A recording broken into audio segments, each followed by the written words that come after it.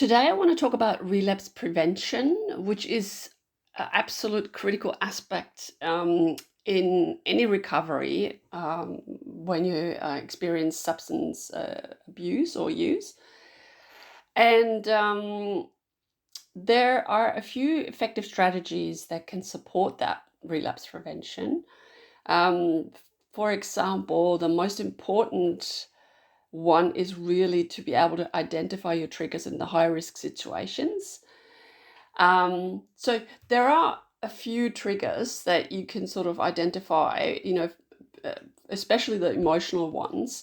For example, if there's stress or anxiety, or, if you feel lonely and then, or depressed, then these can be emotions that can prompt a lapse or a relapse.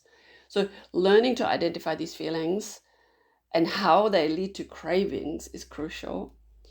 Then also avoiding high risk environments, and I've touched on this before, situations or places that remind you of using substances um, that also can increase the risk of relapse. So avoiding them and distancing yourself from these environments is absolute key.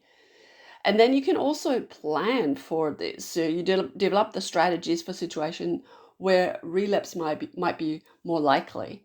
For instance, if you're invited to a party and they're going to be drinking, so you can prepare a response or bring a supportive friend or an alternative drink.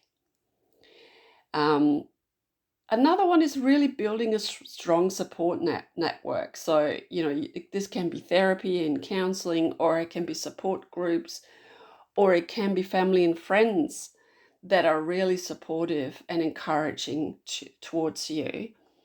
And then having someone to talk to when you're feeling tempted can also make a really big difference. There's other things like developing coping skills. It's kind of like mindfulness and stress management. Practices like meditation, deep breathing, yoga, or the muscle relaxation that can help you manage the stress without turning to the substance.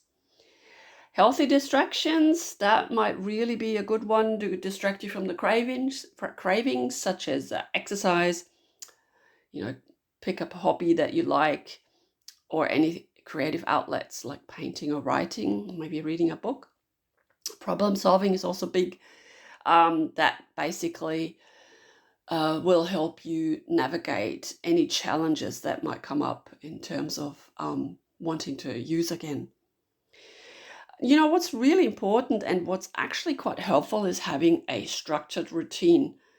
Staying busy, having a structured daily routine sort of helps to reduce the sort of like time that kind of might feel like you're bored, or, it's like there's just some time you're waiting on something.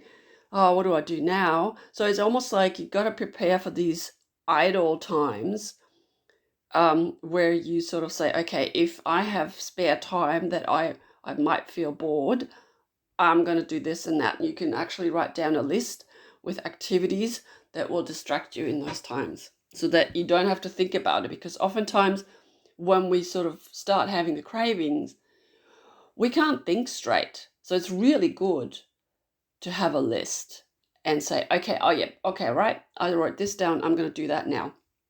And if it's just cleaning the bathroom or something like that, it's really good to have a plan. And then also obviously setting goals for yourself, like the short-term and long-term goals, that will provide you motivation and focus.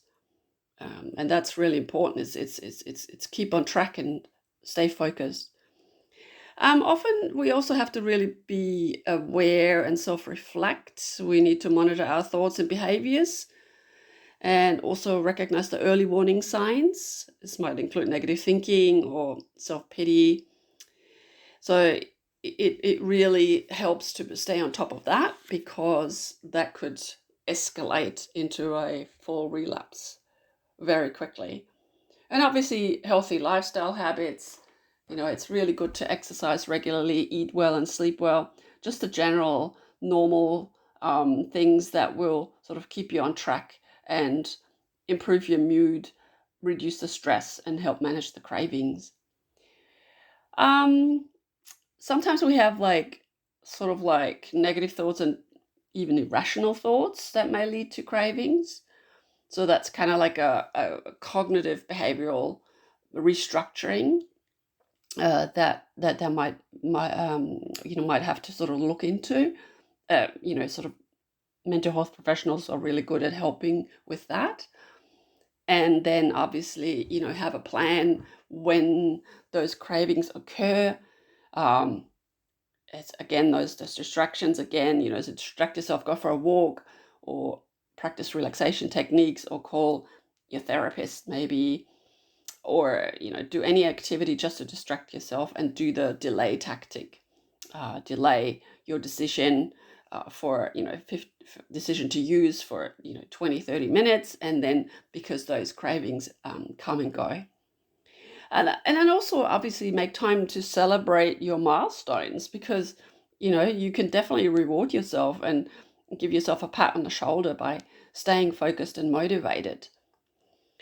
um, in a way, it's also good to sort of say, well, you know what, even if I relapse, that's okay, because at the end of the day, recovery, it can be a lifelong process, and setbacks can occur. This is not a failure. This is just something and it's an opportunity to maybe reassess your recovery plan and recommit. So it's not a failure. It's literally just a little setback, because you have come so far already anyway. Sometimes, though, we feel like we're overconfident and we assume that we are cured, and that we can handle substance use without slipping. It's just important to stay vigilant and engaged in the recovery. Sometimes it's also good to consult a medical professional. So speak to a healthcare provider about options that might actually be appropriate for your situation. And generally, as I said, working with a counselor or therapist to create a relapse prevention plan, which is specifically for your triggers and needs. And that might sort of include the coping strategies, emergency contacts, and a list of activities to engage when in a high risk situation. So there's merit in having a support network in different corners, and that's definitely one of them that would be really helpful in the long run. I hope you found this helpful. Thanks for listening.